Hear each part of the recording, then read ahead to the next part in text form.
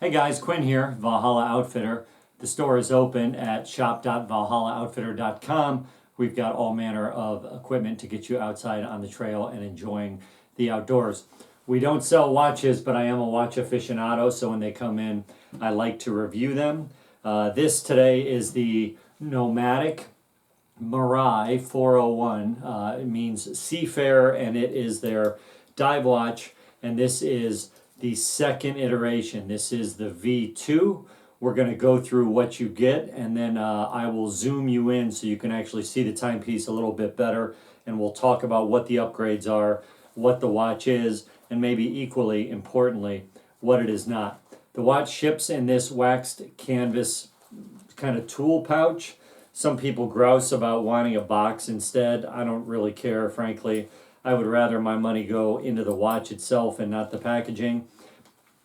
But this little tool pouch is kind of handy, I suppose. It is, you got a couple little organization pockets.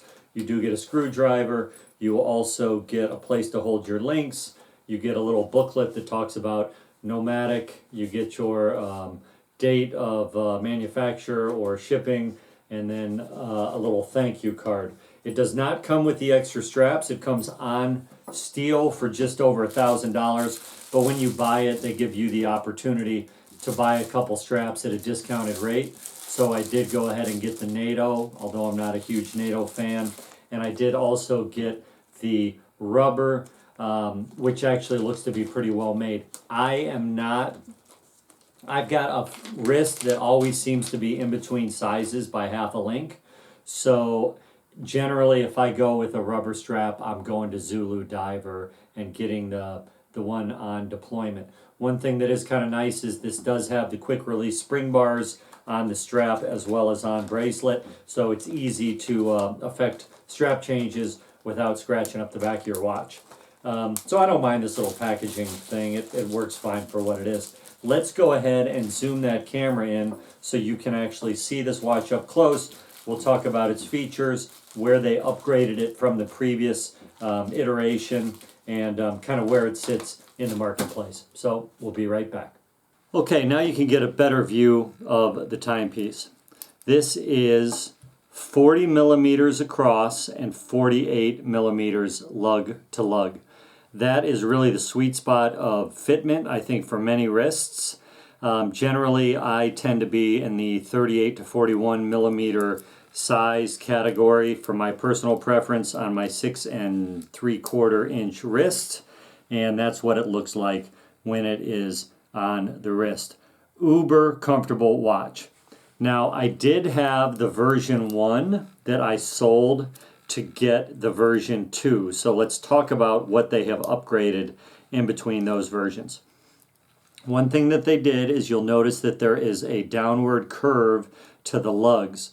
This is more pronounced than it was on the first version, makes for a flatter wearing watch and a more comfortable experience, but I would say that it is at the expense of kind of a little more tool watch vibe.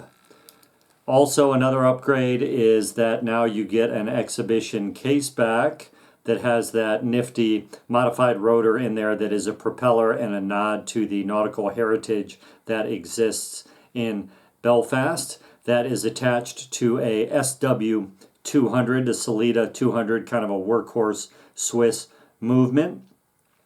And for me, the main reason that I was willing to upgrade was the addition of the on-the-fly toolless micro adjustment. This is a patent-pending system, and there's a button in here that you just push, and you can open up the on-the-fly adjustment, and then to size it smaller, you do not need to hit the button.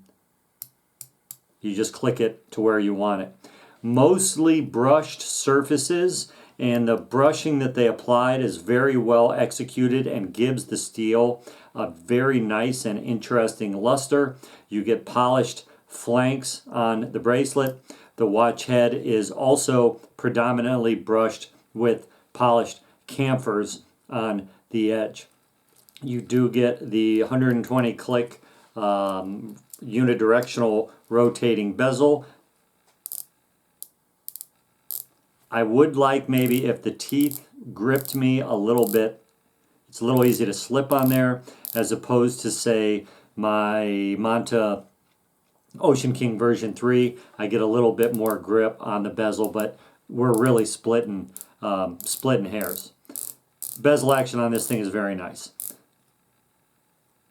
Tiny bit of back play, but not enough that I'm really concerned about. And when I dive, I use a computer like most sensible people. Maybe I'll be timing pasta with this thing or something. It's not where my life is actually going to depend on it. You get a dual push button deployment release clasp, and they have the N for Nomadic tastefully etched into the clasp. If you think about the SPB 143 from Seiko, I had 3 examples. One was dead on, one was at the bubble of spec, and one was kind of wildly inaccurate. And you look at the refinements that Seiko made when they moved up to the SPB 400, like the 451. Those are kind of similar refinements that you see here, particularly with regard to the reshaping of the lugs. You do not get an in-house movement with Nomadic as you do with Seiko, but you do have a movement that has been regulated by a watchmaker at the factory before it goes out, and the watch just has a little soul. Also, you get a much better fitment where the end link marries up to the watch head. This is a seamless integration, whereas on the SPB, there is a perceptible lip or drop off. The only reason I'm bringing up those SPBs is they are kind of couched at a similar price point.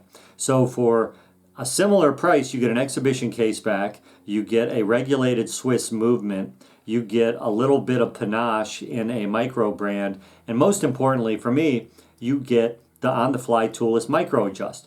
That is a uber handy thing to have. I've got it also on my Ocean King V3. I had it on my Planet Ocean, and once you have it, if your wrist fluctuates or swells, if you eat a salty diet or it's a hot summer day, that on-the-fly micro adjust, I find I use it every day.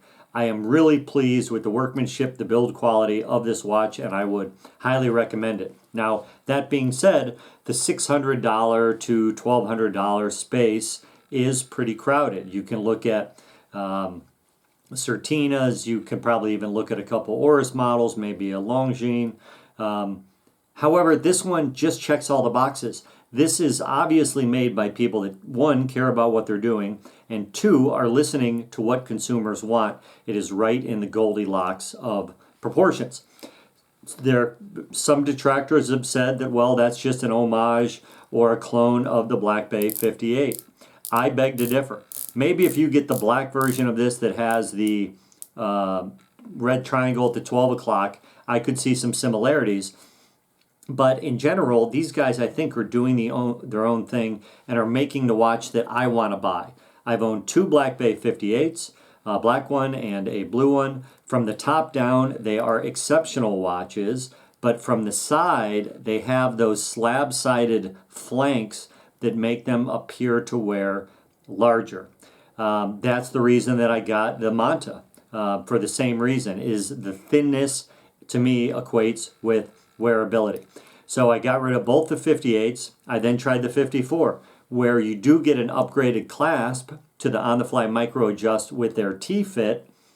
However, a 37 millimeter watch face to me was just a little bit too dainty. When I would roll my wrist to check the time, I would find I was seeing just a little bit too much case before I could actually read the time. So if Tudor would make a Black Bay, whatever you want to call it, that was basically dimensionally the same as the 58, but had the T-fit clasp, which I think now maybe it does, and they also put it on a diet and got rid of the slab-sided nature of the case, I might go back to them. But why would I do that when I can buy this that already offers me all those things and is a third to a quarter of the price, right? Probably the nearest competitor for this is maybe that Manta Ocean King V3, and that also uses a Sellita SW200, and it is more than twice the price of this.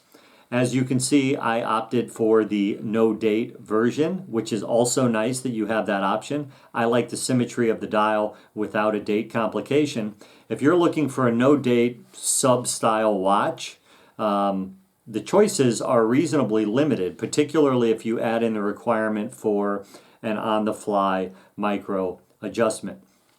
The other element that is important to me that the Black Bay does offer are these round indices. I prefer them to the rectangles. Admittedly, the rectangles are on the Manta, and it does have a date, but at least it's tastefully kind of hidden in the 6 o'clock position. But for a no-date sub-style watch with round indices and on-the-fly micro adjustment, you don't have a lot of choices in the market generally, and you really don't have a lot of choices at this price point.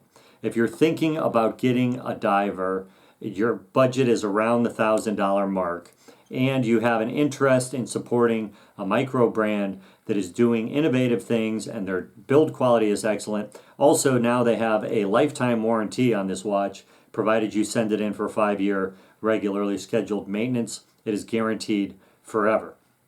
These guys are making great watches. They're worth checking out. Thanks for coming by and checking out the video. Please smash the like button if you would. It really helps the channel and helps our ability to keep content like this coming. We'll talk to you guys soon, and thanks again. Bye-bye.